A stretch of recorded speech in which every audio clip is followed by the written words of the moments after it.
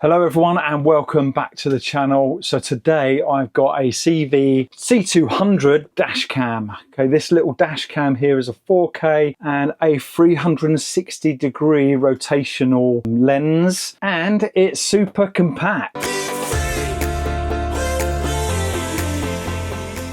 Now, as you know, we've already got a full setup in the motorhome, so we are going to test this and fit this into my car because I'm without a dash cam in the car, and we'll see how it holds up on a day-to-day driving. We'll look at some real-world footage, walk through the app, and I'll share my honest thoughts after I've used it for a few days. Right. Let's get into it. So this is it, the CIEVIE C200. As you can see there, it is very small and compact and records up to 4K resolution. And because it's teeny and compact, it won't clutter up the windscreen like some of the more bulky ones you see out there. Within the size of my hand, you can see how small it actually is. So what makes this one stand out? It has got a 360-degree, as you can see there, rotatable lens, and it literally just seems to keep going round and round and round. And because it does that, then you can tilt it inside the cab and record either the passenger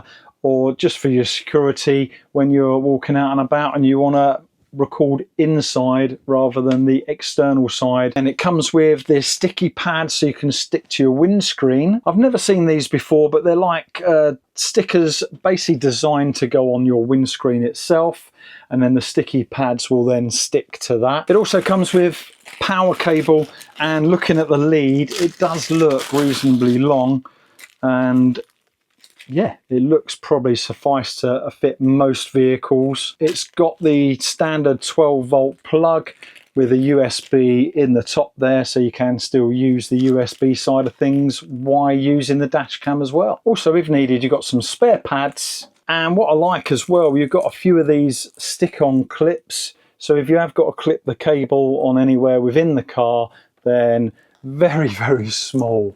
But yeah, as you can see there, you can clip them on, along with a trim tool just to tuck any of the wire behind the trim. It just makes it a lot easier using this tool. I fitted it right behind my rear view mirror. You can just see it there, but when I'm in the driver's seat, it ain't actually that intrusive. And basically I've come all the way around the trim, all the way underneath, and it actually fits in there quite nicely. So that is the 12-volt socket just there. Perfect, really. So yeah, it's all tucked away nice. I used some of the clips underneath the glove box. If you don't want to fit it this way, you can buy online a hardwire kit, especially if you want the parking mode full time. For this review, I'm keeping it simple, and this is probably how I'm going to have the setup anyway, so it's all tucked away nicely and works perfectly for me. It's now turned on.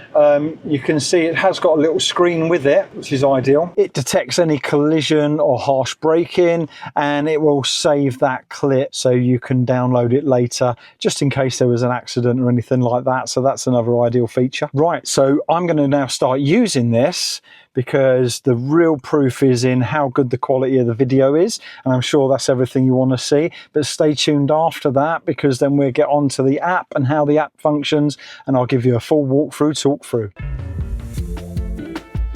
So as you can see on this bit of footage here, and as we roll into the next one, that the 4K is really sharp, even going through the dark tunnel. And yeah, it gives a really good clear image. Number plates are very easy to read. As we head down the motorway, you can actually see really crisp lines from the camera quality, which is really good. There's no real shaking of the camera or anything like that to distort the picture, and it picks up everything you need really, really well.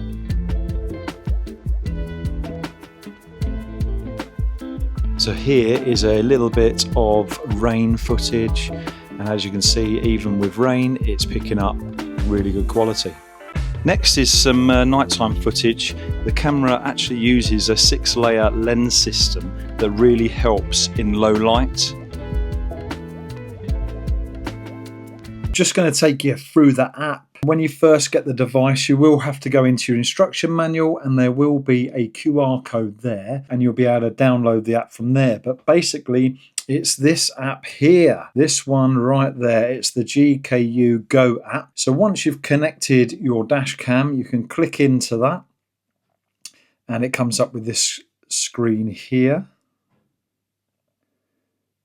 And as you can see, it connects straight to the dash cam. So the dash cam does give you a live feed view. Also, you would have different files down in the bottom left corner, and you can check the different files that are recorded already. And with these files, you will be able to select and then at the bottom left corner, download or delete the file from there. And once downloaded, you can then transfer that across to whatever device you want, computer or anything like that. So you have got the locked items, and that's if it feels it's harshly braked. If we go into the settings mode, and then you will see there's different things you can do to the dash cam to make it more usable for yourself and how you drive the car. So you can have the sound recording on or off, the volume of the speaker, and then you've got different video resolution here, so you can actually bring the video down to a 2.5K.